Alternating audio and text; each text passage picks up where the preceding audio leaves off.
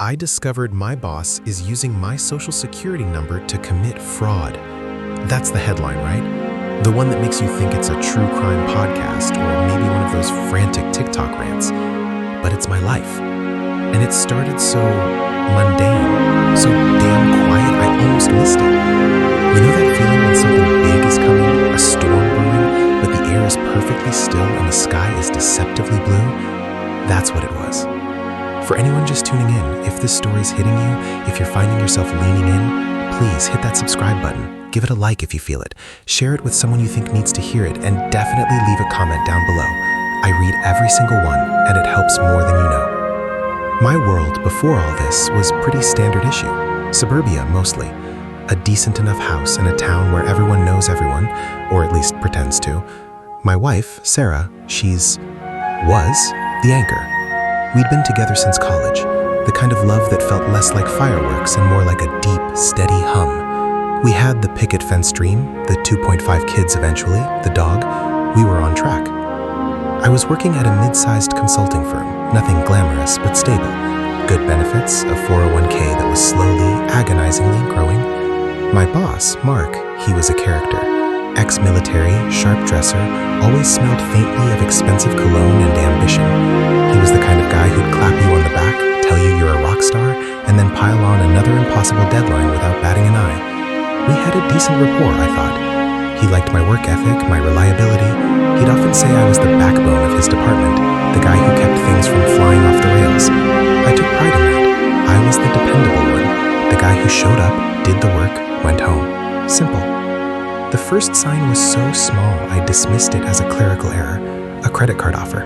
Not unusual, we get them all the time. But this one was addressed to me, but the mailing address was a P.O. box I'd never seen before. I figured it was a glitch in their system, tossed it.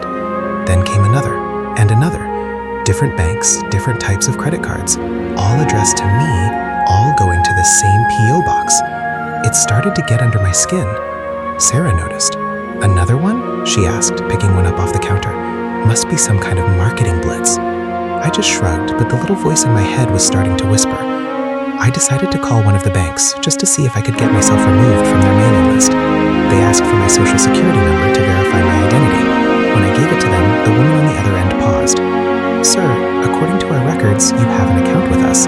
Opened 2 months ago. My blood ran cold. I don't have an account with you, I stammered. She was polite but firm. Our records indicate otherwise. It's a platinum rewards card with a balance of... She named a figure that made my stomach clench. I think there's been a mistake, a very big mistake. That was the real start, the real unraveling. I hung up, my hands shaking. It wasn't just junk mail. Someone was out there using my identity, my social security number, my name. The P.O. box, that was the key, I knew it. I started digging. It felt like I was stepping on thin ice. One wrong move and I'd go through. I pulled my credit report. That was a nightmare in itself. Multiple inquiries I didn't authorize, accounts opened that weren't mine. It was a mess. And the P.O. box address was listed on all of them. I felt sick. Who would do this and why? The implications were enormous. This wasn't just some prank. This was serious. This could ruin me. My job, my credit, everything I'd worked for. I tried to stay calm. I told Sarah. She was terrified, naturally. Her first instinct was to call the police, but I knew that would be a long, drawn-out process. And what would I even tell them? Someone's using my identity to open credit cards? It sounded so abstract. I felt like I needed proof, concrete evidence. And then it hit me. The P.O. box. Where was it? I'd seen the address, but I didn't know the location. I started going through every piece of mail, every document, trying to piece together where this damn box was located. It felt like a scavenger hunt, but the prize was my own freedom. That's when my boss, Mark, stepped in. He'd noticed I was distracted, jumpy. He called me into his office, the usual sterile environment, all glass and brushed metal. Everything okay, Dave? He asked, his tone deceptively casual.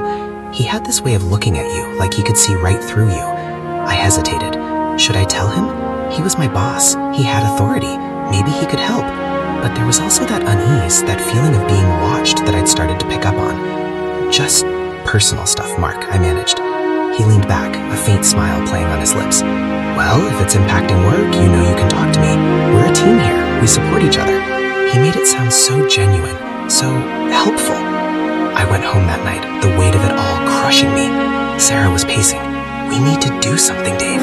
We can't just wait for it to get worse. I was exhausted. The thought of dealing with banks, with credit bureaus, with the police, it was overwhelming. I felt trapped. And then, out of nowhere, a memory. The credit card offers. I'd specifically remembered one of them, the bank's logo. I'd seen it somewhere before. Not in person, but online. I remembered seeing a flyer for a new credit card company being advertised in the lobby of our building. The same building where Mark's firm was located. The same building where I worked. The next day, I went to the lobby, and there it was, a small, discreet kiosk advertising new credit cards.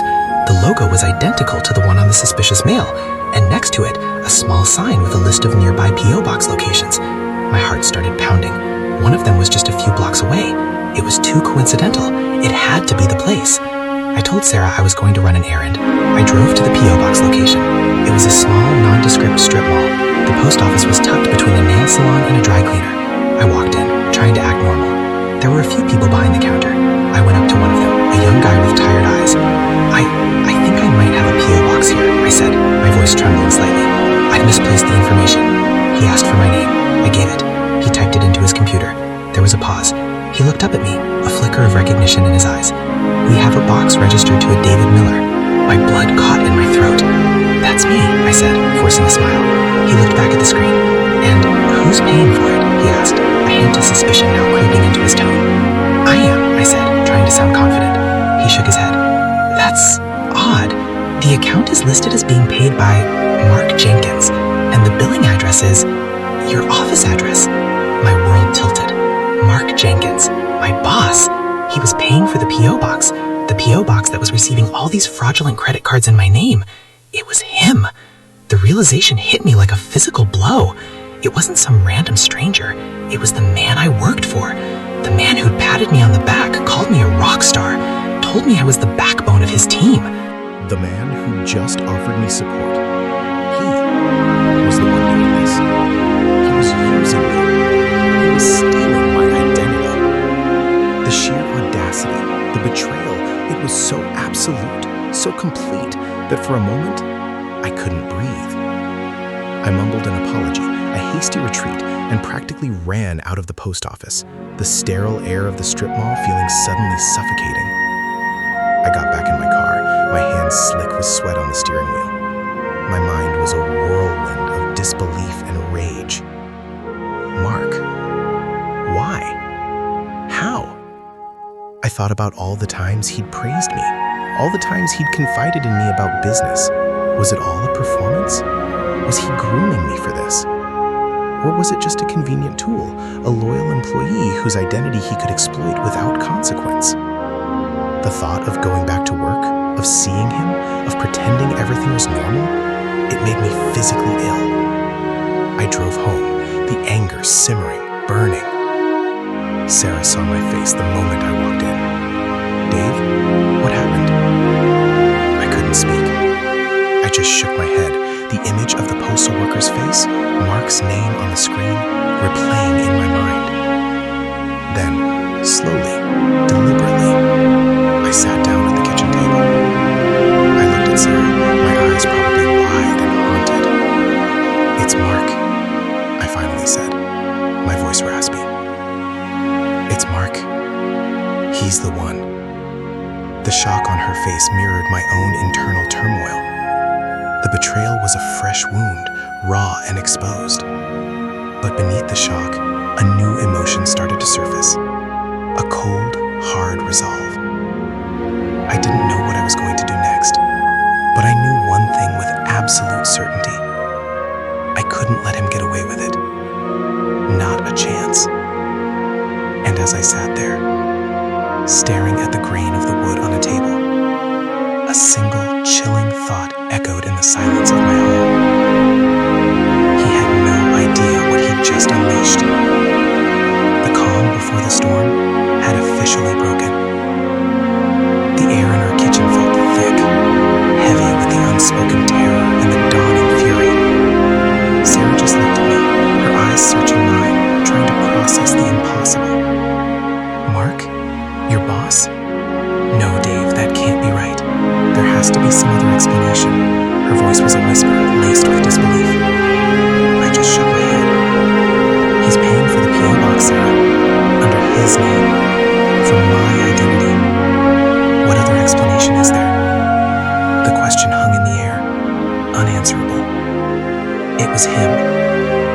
The guy who bought me a birthday gift card last month. The guy who'd invited us to his summer barbecue. The guy who was now systematically dismantling my life from the inside out. The next few days were a blur of paranoia. Every email, every phone call, every casual interaction with Mark felt loaded. I was constantly on edge, jumpy at every sound, scanning his face for any hint of guilt, any crack in the carefully constructed facade. He'd come by my desk, ask how I was doing, and I'd force a smile, my stomach twisting with nausea. He'd compliment my work, talk about upcoming projects, and I'd nod, my mind racing, trying to figure out how much he knew I knew. He'd brought me a coffee one morning, a large latte, his usual order. Rough night? He'd asked, his eyes crinkling at the corners. I'd taken it, my hand trembling, and nearly spilled it. Just can't sleep, I'd mumbled, the lie tasting like ash. He'd just nodded, that ever-present, unnerving smile on his face. It was like he was playing a game and I was the unwitting pawn. And the worst part? I realized he probably had no idea how close I was to finding out. He thought he was untouchable. Sarah and I spent hours poring over the credit reports again, trying to get a handle on the scope of his deception. It was worse than we'd imagined. Not just credit cards. There were loans, car financing applications, even inquiries about opening a business account, all under my name, all linked to that damn P.O. box.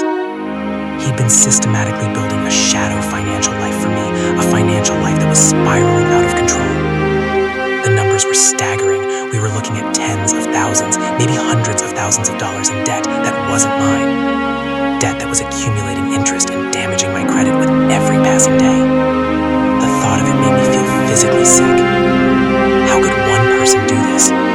How could he look me in the eye every day, knowing what he was doing? I started looking into legal options. I contacted a lawyer who specialized in identity theft.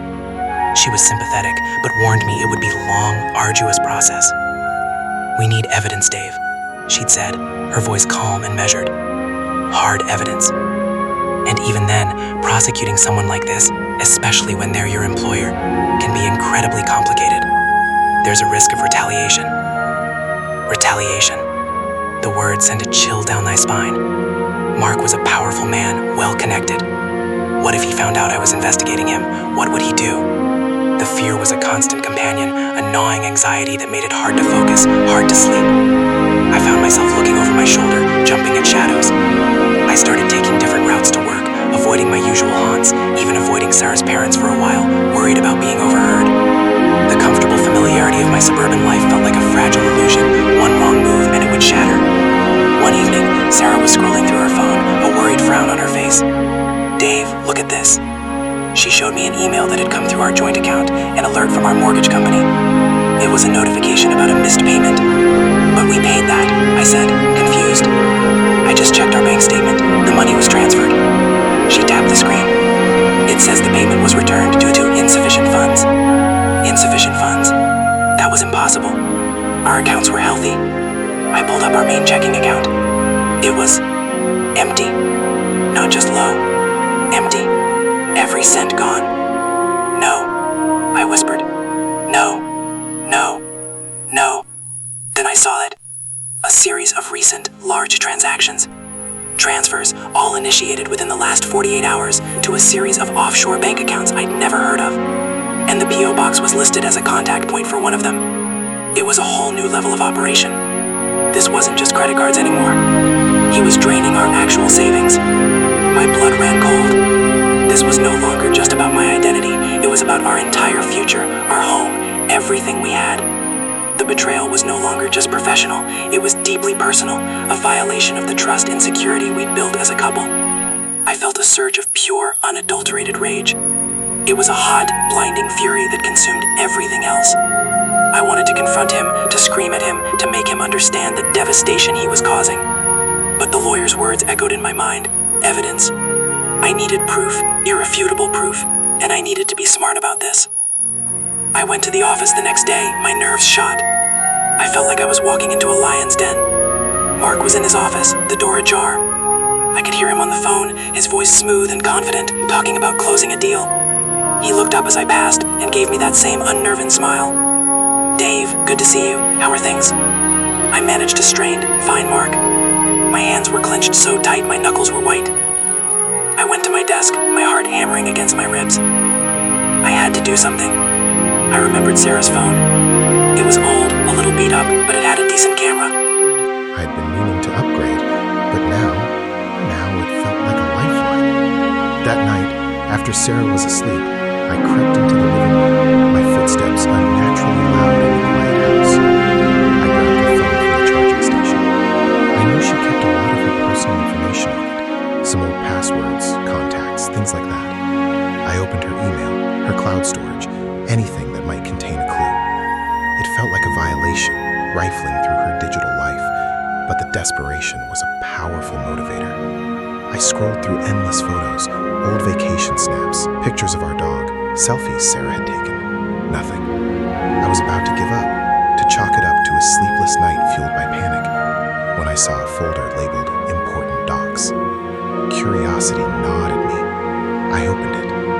Inside were scanned copies of passports, driver's licenses, and then a document that made my breath hitch. It was a scanned copy of my social security card, and next to it, a digital copy of my driver's license. I'd given Sarah copies of these for safekeeping when we'd opened our joint bank account years ago. She'd kept them meticulously organized. But then I saw it. A new file, dated just a few months ago. It was a scanned copy of a power of attorney, and it was signed by me. Except I had never signed a power of attorney. Never. My mind reeled. This had to be it. This was the leverage, the undeniable proof that he had manufactured my consent. But how? How had he gotten me to sign it? The thought sent a wave of cold dread through me. Had he tricked me? Had he drugged me? I scrolled back through the files and important docs. There were photos of me, taken at home, looking tired, probably after a long day. And then, buried deep in the archive, a video file. It was shaky, poorly lit, clearly shot on a phone. The audio was muffled, but I could make out my own voice, slurred, speaking a few sentences about granting someone limited power of attorney. And in the background, I could see Mark's face, just for a second, looking over my shoulder. It was him. He'd orchestrated this. He'd gotten me to sign that document, likely when I was drunk or exhausted, a moment of weakness he'd exploited with chilling precision. The implications were horrifying. He hadn't just stolen my identity, he'd manufactured my complicity.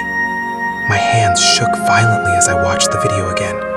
The realization that I had, in my compromised state, inadvertently handed him the keys to my financial ruin was a bitter pill to swallow. It was the ultimate betrayal, a violation on a primal level. He hadn't just been using my identity, he'd been manipulating me, a friend, an employee, to facilitate his own criminal enterprise. The guilt I felt for not recognizing his deception sooner, for being so easily duped, was almost as unbearable as the financial devastation itself. I saved the video file to a secure cloud drive, my fingers fumbling. I knew I couldn't confront Mark directly. Not yet. Not without a solid plan. The sheer scope of his operation, now that he was siphoning our savings, was terrifying. He was clearly more sophisticated and ruthless than I had initially assumed. I had to be smarter, more strategic. I called the lawyer back, my voice tight with urgency. "I have it," I said, trying to keep my voice steady. "I have proof. He made me sign a power of attorney. I think he took advantage of me when I was not myself." I explained the video, the scanned documents. She listened intently, her tone shifting from professional sympathy to a sharper, more focused concern. "That's significant, Dave," she said. "Very significant. This moves it beyond identity theft into something much more serious. We need to get copies of everything, immediately, and we need to be very careful about how we proceed." We spent the rest of the night strategizing. The lawyer outlined the steps we needed to take. filing a police report with the new evidence, freezing all our assets, working with the banks to try and recover the stolen funds, and preparing for a potential legal battle. It was a daunting prospect, a long and painful road ahead. But as I looked at Sarah, her face edged with exhaustion, but also a flicker of hope in her eyes, I knew we had to fight. We had to take back what was ours. The next morning, I walked into the office with a heavy heart, but a clear purpose. I felt a strange calm, a resignation mixed with a steely resolve. I was going to see Mark, to have one last conversation, one last performance, before I blew his world apart. He was at his desk, looking as polished and in control as ever. He greeted me with his usual affable smile. "Morning, Dave. Ready to tackle this Henderson account?" I walked towards his office, my footsteps deliberate. He gestured for me to come in. I sat down, the plush leather of the chair feeling like a trap. "Mark," I began, my voice low and steady. "We need to talk." His smile faltered, just for a fraction of a second, a micro-expression that betrayed a flicker of unease. He leaned back in his chair, his arms crossed. "About what, Dave?" he asked, his tone attempting to regain his usual casual air. I took a deep breath, the scent of his expensive cologne suddenly sickening. "About my social security number," I said, my gaze locked onto his. "About the credit cards. About the P.O. box." His eyes narrowed, the casual facade cracking further. He remained silent, waiting. "And about the power of attorney, Mark. The one you had me sign when I was indisposed. The one you used to empty my bank account." The words hung in the air, heavy with accusation and undeniable truth. His face went pale, then a flush crept up his neck. The mask was finally, irrevocably, falling. He opened his mouth to speak, but no sound came out. The silence stretched, taut, and suffocating. In that moment, I saw it clearly, the panic behind the bravado, the fear of exposure. He was cornered, and I was just getting started. The silence in Mark's office became a physical thing, a suffocating shroud that pressed in on us. His eyes, usually so clear and confident, darted around, searching for an escape route that wasn't there. The skin around his mouth tightened, his perfectly manicured hands clenching and unclenching on his desk. He was a predator caught in a trap of his own making, and the realization was like a shot of adrenaline straight to my gut. I watched him, not with triumph, but with a hollow, weary ache. This wasn't the cathartic release I'd half expected, half dreaded. It was just sad. Utterly, profoundly sad. "Dave, I don't know what you're talking about," he finally choked out, his voice a strained imitation of his usual smooth tone. It was a lie, a pathetic, transparent lie, and we both knew it. I leaned forward, my elbows on his desk, my gaze unwavering. "You know exactly what I'm talking about, Mark. You systematically stole my identity.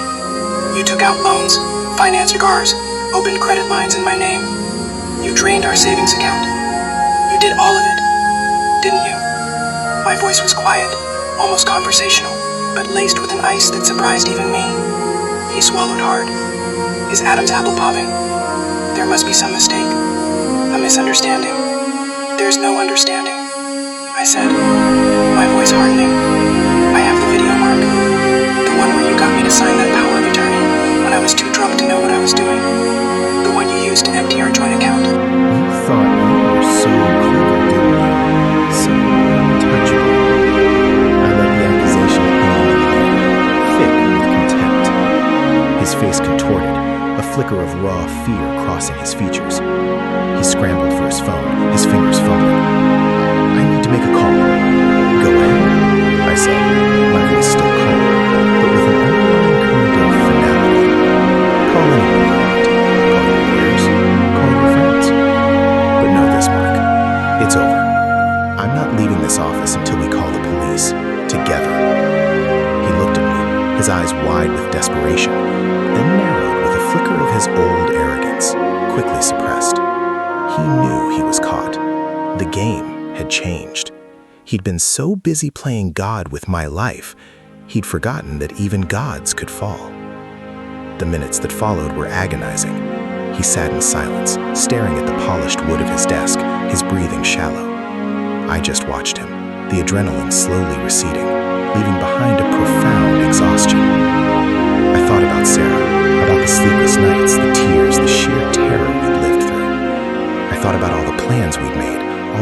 dreams that now felt like they were teetering on the brink of oblivion. And I thought about Mark, the man I'd shared beers with, the man who'd celebrated my promotions, the man who'd systematically destroyed me. Finally, he looked up, his eyes hollow. "What do you want?" he asked, his voice barely a whisper. "What do I want?" I repeated, a bitter laugh escaping my lips. "I want my life back, Mark. I want my identity back. I want the money you stole. And I want you to pay for what you've done. For the fear, for the pain, for the violation." I stood up, my legs feeling wobbly.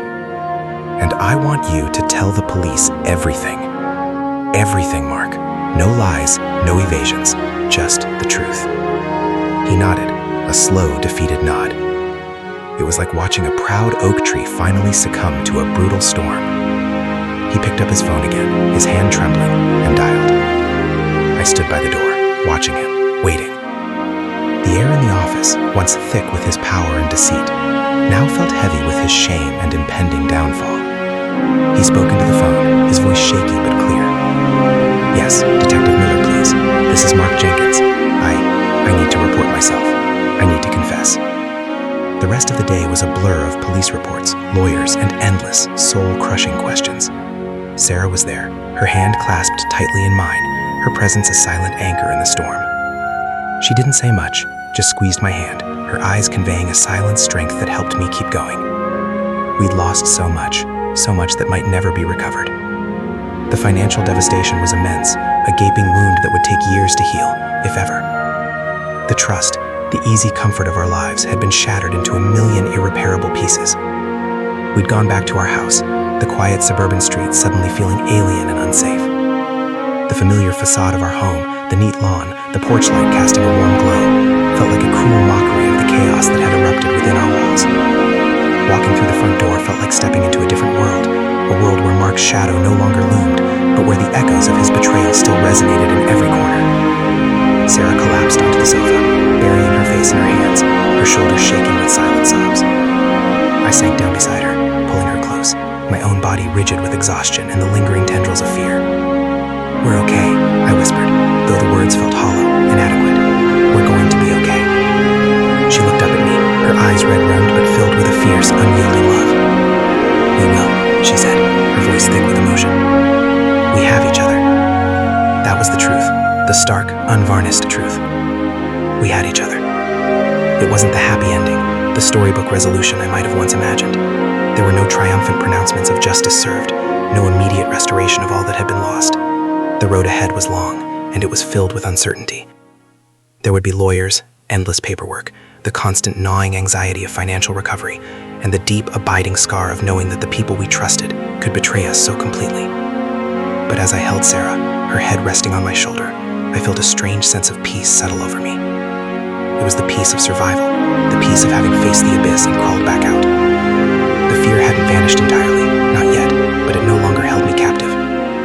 It was a scar, a painful reminder of what we'd endured, but a scar nonetheless, a testament to our resilience. I looked out the window, at the darkening sky, the streetlights flickering on, illuminating the quiet, ordinary street.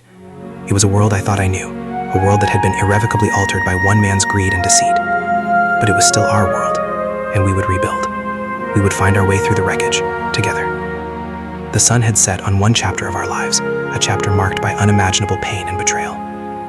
But as the first stars began to appear in the vast expanse above, I knew that a new dawn, however uncertain, was on the horizon.